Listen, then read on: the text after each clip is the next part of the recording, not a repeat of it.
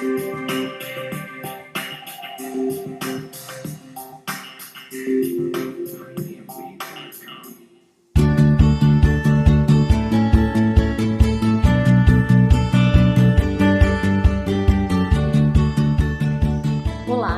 meu nome é Daniele Fortuna.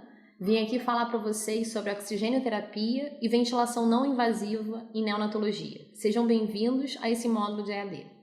Primeiramente, vou falar sobre o que é o oxigênio, para que ele serve, qual a forma de aplicação desse oxigênio em neonatologia, os cuidados que devemos ter, os efeitos adversos e também, no segundo momento, falar sobre a ventilação não invasiva, os conceitos, a forma de administração para esse recém-nascido, os cuidados que devemos ter, conciliar essa ventilação não invasiva com o posicionamento na melhora do desconforto respiratório. Vamos observar nesse primeiro slide esse bebê, essa imagem de um recém-nascido prematuro. Vamos pensar um pouco nas particularidades anatômicas, fisiológicas desse recém-nascido. Lembrar que ele veio intraútero de um meio acidótico, hipoxêmico, onde estavam sendo formados todos os seus órgãos, inclusive o sistema respiratório. Então, dependendo do grau de prematuridade, esse bebê ele vai para a UTI e, inicialmente, a primeira forma de abordar a hipoxemia, ou seja, a deficiência de oxigênio, é através de ofertar o oxigênio para esse recém-nascido, para tentar manter uma troca gasosa mais efetiva. Além do oxigênio, nós temos outros gases terapêuticos também que podem ser utilizados no desconforto respiratório. São eles o gás hélio e o óxido nítrico. O hélio, em combinação com o oxigênio, ele forma o heliox e ele também pode ser utilizado de forma terapêutica, descrito inclusive em casos de bronquiolite, onde o gás hélio, por ter uma densidade baixa, ele ajuda a carregar o oxigênio para as vias aéreas mais distais. Já o óxido nítrico, ele é um gás que promove a vasodilatação, auxiliando na perfusão, ou seja, na entrada de sangue para o pulmão e assim auxiliando na troca gasosa. O oxigênio, ele é o gás principal em casos de hipoxemia. Então, ele é a primeira forma terapêutica para a gente tratar a hipoxemia. Bom, vamos falar um pouquinho mais sobre o oxigênio. Esse oxigênio, ele é indispensável à função metabólica. Somente na presença desse oxigênio é que as células elas conseguem retirar a energia química dos alimentos para a manutenção da vida. A hipóxia, ela é a deficiência de oxigênio nos tecidos. Ela pode ser causada por alguma alteração no mecanismo de transporte de oxigênio ou por um deslocamento para áreas em que o oxigênio existe em baixa concentração. Alguns órgãos sofrem muito com a deficiência de oxigênio. Por exemplo, o cérebro. O cérebro ele não tolera muito tempo a falta de oxigenação. Ele começa a morrer rapidamente. As células neuronais começam a sofrer em vigência da falta de oxigênio.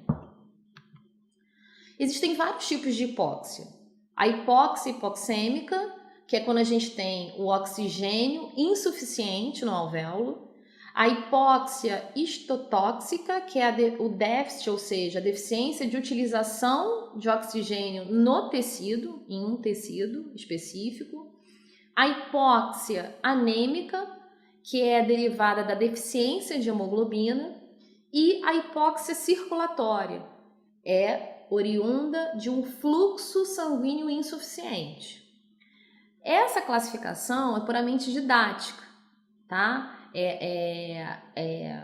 Examinando e esmiuçando um pouquinho da origem dessa hipóxia. E a gente também tem a hipoxemia. O que seria a hipoxemia? É a deficiência anormal de concentração desse oxigênio no sangue. Então, nesse caso, eu estou falando basicamente de uma PaO2 baixa oriunda de um mau funcionamento dos pulmões. Normalmente é isso que acontece para a gente ter um quadro de hipoxemia. Então, às vezes o sangue ele pode estar bem oxigenado, né? Mas em uma parte do tecido eu posso ter um grau de hipóxia. Daí a diferença da hipoxemia para hipóxia. Então, hipoxemia, eu tenho uma deficiência na PaO2 oriunda de uma troca gasosa, ou seja, aquele pulmão ele não está funcionando adequadamente. Normalmente eu tenho essa situação. Já a hipóxia, que eu falei anteriormente, ela é oriunda de uma deficiência em um tecido, né? Que eu até falei que o tecido cerebral ele não tolera muito bem a hipóxia. Por quê? Porque o cérebro é um órgão nobre que precisa de oxigênio, de glicose para manter sua função. Essa diferença, muitas vezes, faz com que a gente tenha uma certa confusão. Vamos pensar o seguinte, o coração, a área de infarto do coração, eu tenho uma área específica do tecido que teve falta de oxigenação por uma obstrução de uma ramificação da coronária. Então, aquela área está em hipóxia. Não significa que ele necessariamente tem uma deficiência da PaO2. Tudo bem? Vamos classificar agora a hipoxemia. A gente classificou a hipóxia, vamos classificar a hipoxemia. Na hipoxemia, a gente pode ter uma boa resposta à oxigenoterapia. Quando que ocorre isso? Em situações quando você vai, por exemplo, para um lugar onde o ar é mais rarefeito, tem uma baixa oxigenação, isso pode acontecer, e aí o indivíduo ele usa o oxigênio, ele tem uma boa resposta à oxigenoterapia. Outra situação também seria casos de hipoventilação, distúrbios de difusão de oxigênio, distúrbio na relação ventilação-perfusão. Essa é a primeira classificação. A segunda classificação é quanto o indivíduo ele pode ter uma má resposta à oxigenoterapia. Isso ocorre quando há um baixo débito cardíaco, ou seja, o indivíduo eu posso até ofertar o oxigênio, mas por uma falta de suporte hemodinâmico, né? Eu tenho que aumentar esse retorno venoso para que ele tenha uma resposta um pouco melhor do oxigênio. E eu tenho casos em que eu não tenho uma boa resposta à oxigenoterapia. Quando existem essas situações, eu desconfio que pode existir um shunt da direita para a esquerda, tanto intra como extrapulmonar, tanto mediante a uma hipertensão pulmonar, como também oriunda de uma cardiopatia congênita.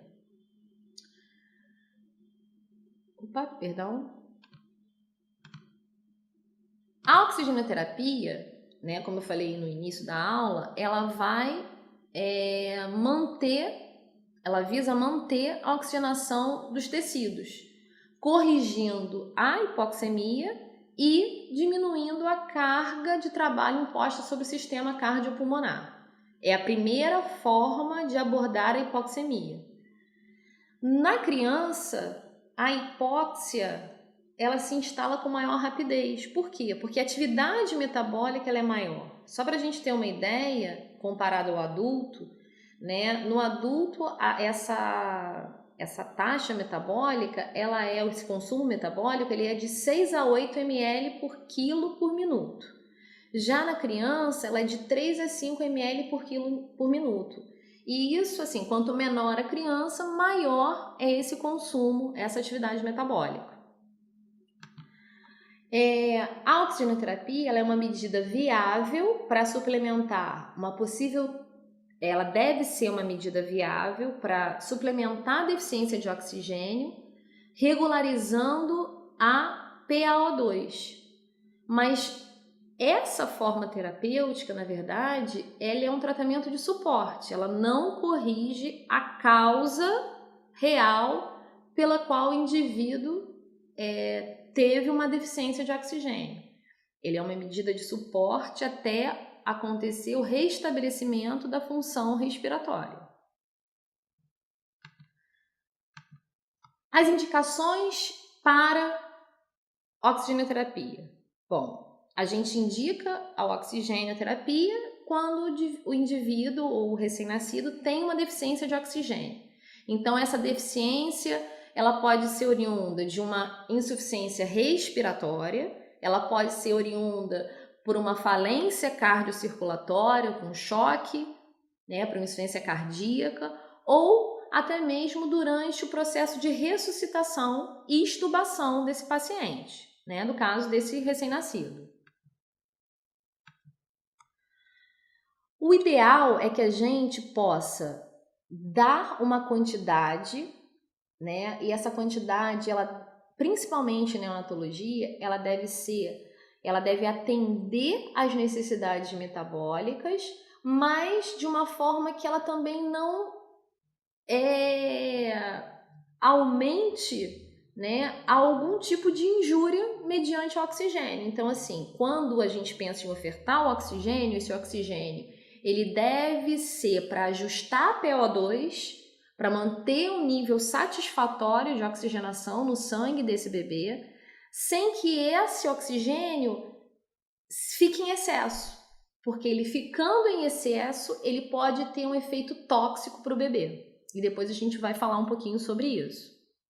Então, qual seria, esse nível adequado para que a gente atenda às necessidades metabólicas, mas não cause injúria, pelo uso excessivo do oxigênio, não cause esses efeitos deletérios mediante a toxicidade do oxigênio. Bem, para recém-nascido pré-termo, a gente pode observar aqui, uma PO2 maior do que 50 milímetros. Para recém-nascidos a termos e lactentes até os 6 meses, a gente vai manter uma PO2 acima de 55 milímetros de mercúrio. Agora, de lactentes, de 6 a 12 meses, isso aí vai subindo gradativamente, uma PO2 acima de 70. E para crianças acima de 1 ano, uma PO2 acima de 80. Então, esse seria mais ou menos o nível adequado para a gente estar mantendo com esse recém-nascido. A indicação, portanto, seria uma quantidade necessária para manter uma PO2 acima de 50 milímetros ou uma saturação maior que 88%. No lactente, então, acima de 60% e uma saturação acima de 90%.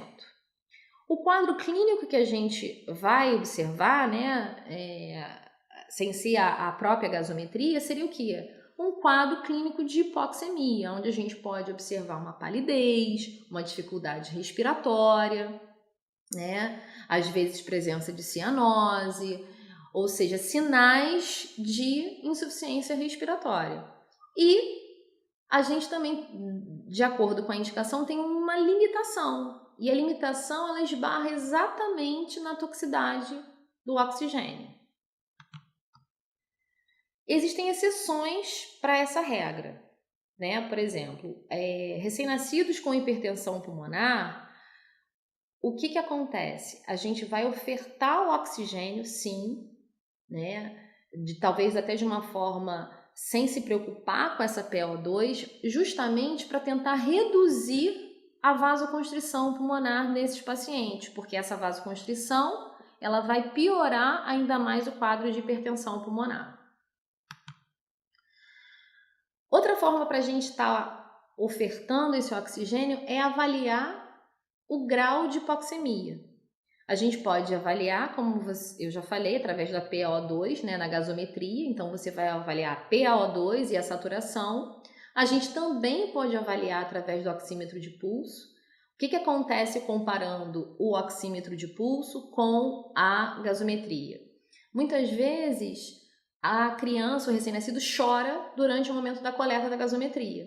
E aí o que acontece? A gente perde um pouco do parâmetro da PaO2, porque no momento da coleta ele chorou, então no momento da coleta essa PaO2 vai vir baixa. Então a gente perde um pouco esse parâmetro. Muitas vezes o oxímetro ele informa pra gente, por incrível que pareça, como que essa criança vai se comportar mais ao longo do dia. E a gente passa a ter uma confiabilidade maior nessa saturação. Então a saturação pelo oxímetro também é super importante para o neonato. A gente vai se basear nessa saturação e também na frequência cardíaca, ou seja, se essa frequência cardíaca, se esse bebê está tendo bradicardias, quedas de saturação, significa que esse bebê realmente está necessitando desse oxigênio. O que está acontecendo? Muitas das bradicardias podem ser oriundas de um quadro respiratório, assim como um bebê taquicárdico por demais, né, com uma saturação baixa, também pode demonstrar um esforço cardíaco, né, cardiovascular, para manter esse trabalho, né, um trabalho aumentado durante o desconforto respiratório. Outro dado importante seria o exame clínico desse bebê. Examinar a coloração, sinais, a palidez é um dos primeiros sinais, né, de hipoxemia. A presença de tiragem ou de retração, isso também indica um aumento do trabalho respiratório e a própria taquipneia, ou seja, o aumento da frequência respiratória.